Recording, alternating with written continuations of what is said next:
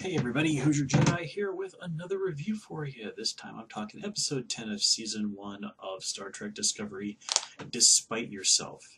And, well, the mirror universe remains as popular as ever. So, yeah, we get to have our Discovery crew take a little jaunt there, and it's quite fun. This is, I think, one of the best mirror universe stories that I've seen. And it nicely touches on the events from the Mirror Universe story from Enterprise. And I do even like the fact that they mentioned in the series, it's like, this is probably not the first time we've had contact with this universe. Again, kind of harkening back to Enterprise. And it kind of is understandable why not. This is not common knowledge. Obviously, stuff like this is maybe something that Starfleet would not really want to get out there. And you have to wonder what the Temporal Investigation Bureau is going to make of this particular situation. Well, actually, that's time travel, not alternate universe travel, but there is time travel involved. Okay, whatever. Anyway, getting right into things. This is basically an episode that's kind of split into two big halves. It's dealing with the whole, oh crap, we're in the mirror universe situation, and what's going on, excuse me, and what's going on with Ash, who's basically confirmed to be a surgically altered Valk in this episode. And I mean, this again harkens back to the original Trek series where they did sometimes surgically alter Klingons to serve as spies. And I do like that they do, and the Federation does have the sense to, like, yeah, we've got technology that can basically detect if somebody's been brainwashed. Which, okay, that's believable that they could have this kind of technology. And amusingly, it's called, Manchurian detection, something like that. The Manchurian Protocol, a nod to that famous brainwashed agent film, The Manchurian Candidate, which I assume now, from this episode, exists in the Star Trek universe. With thanks to Tilly, we have confirmed that the word asshole exists in the Star Trek universe. Anyway, let's talk about the whole thing with Ash. Now, this I think is especially interesting because it adds just an enormous, like, oh crap to everything we thought we knew about this guy. I mean, I've been reading comic books for a long time, and one thing that I always knew was a sign that I was in for a really, really bad story was when they would start hyping something up and say the words, everything you thought you knew about this character is wrong. It's just like, oh god, they're going to try some ridiculous retcon that is going to suck, and then they're just going to have to sort of retcon that or just ignore it. And without fail, that is exactly what happened. But here with Ash, it genuinely works. Ash is not who we thought he was, but this new situation is genuinely very interesting. With him seemingly, the Ash personality seems to be who he really wants to be, or at least has become a dominant personality. That it's just not going to go away and just sort of slip back to Klingon fanatic, which kind of makes you wonder, what is the nature of who you really are? Which I think is something they're going to kind of explore with what's happening with Ash now. It also kind of puts him in a similar boat to Burnham. She's a human who's basically raised among Vulcans and kind of had this, caught between two worlds thing. Well, Ash is literally caught between two separate identities for himself, but they're literally both in his own head. So that kind of makes things quite interesting. And the fact that his relationship with Burnham has now become an intimate one, well, that's also pretty interesting. Oh, yeah, and then there's the whole fact that he killed Culber. Oh dear. Yeah. Some people are understandably not too happy that one of the first canon gay characters in the Star Trek universe got offed, and I can understand where they're coming from. That said, in terms of storytelling, what happened makes perfect sense. It is to tell the most interesting story, really what had to happen. It kind of reminds you that, hey, nobody in this show is safe, even characters who've been around for a while. We saw what happened to the last chief of security. Um, it also kind of creates some really bitter irony. I mean, Stamets was basically kind of going like, "Hey, hey, the enemy is here. The enemy is here," to his boyfriend, and he just wrote it off as like, "Okay, you're messed up out of your mind. You don't know what you're saying." It's like, no, he understood what he was saying perfectly well. He just couldn't get you to understand it, and that ultimately led to your death, creating some very bitter irony. And if we get Stamets back in his right mind, he's probably going to feel some pretty intense guilt for not being able to communicate his message more clearly.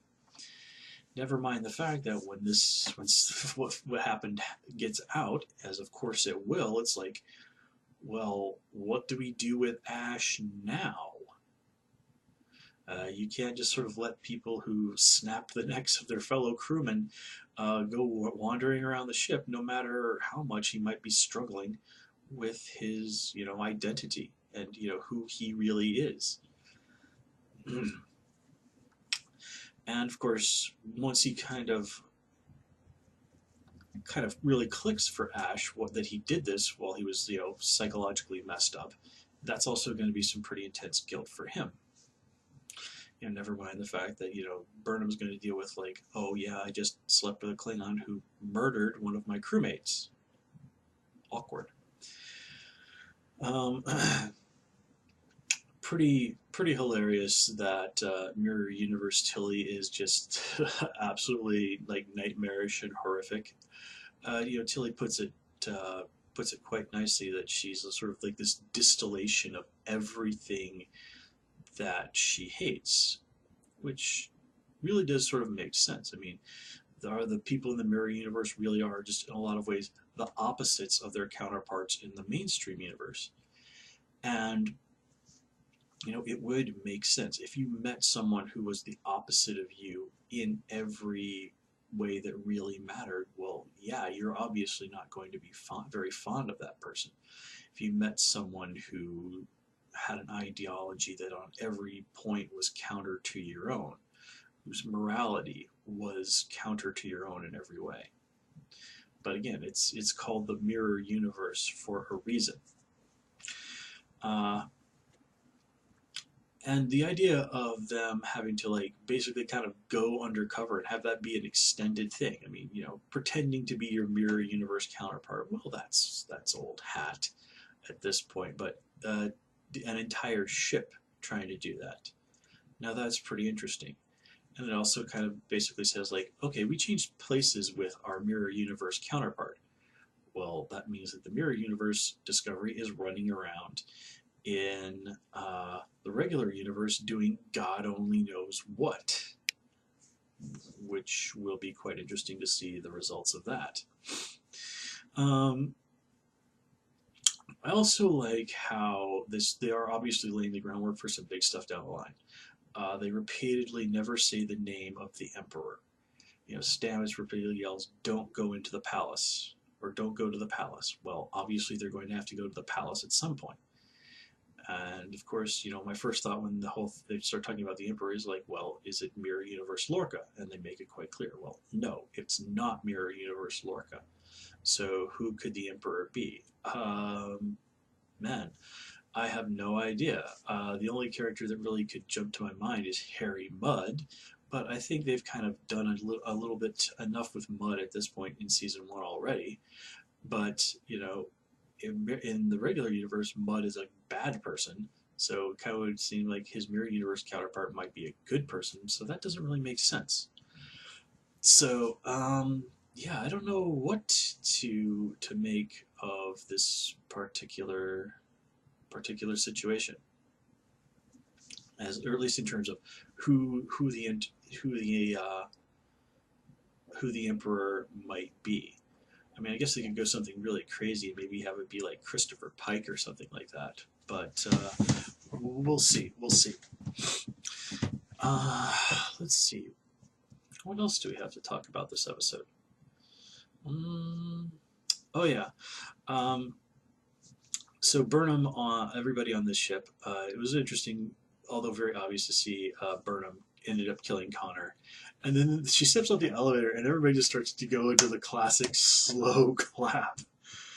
And it's just like, wow, way to really drive home that these guys are just absolute monsters. But I think the thing that I like best about this episode is that little speech that Burnham gives to Tilly about the mirror universe, about how the people there are all like, oh yeah, strength, strength, strength, and all of this. And then she points out, well, no, these are people that live in constant fear. They live in constant fear about a knife in the back.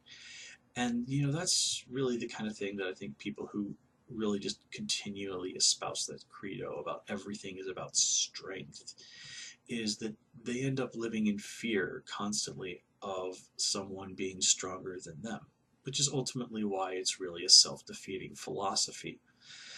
Yeah, the Empire can do a lot, but nobody trusts anybody, and everybody is, at the end of the day, always out for themselves.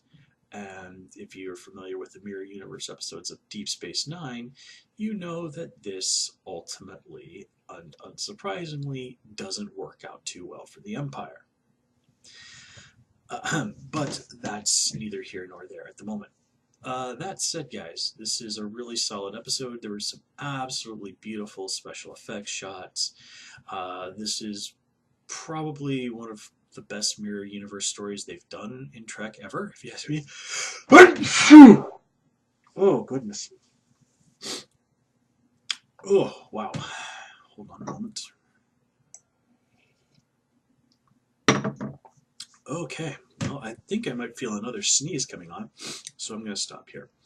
As always, guys, please comment, rate, subscribe. Of course, you can follow me on Twitter at Hoosier Jedi, and please also join me on Tumblr at Jedi Reviewer. Until next time, take care and have a good one.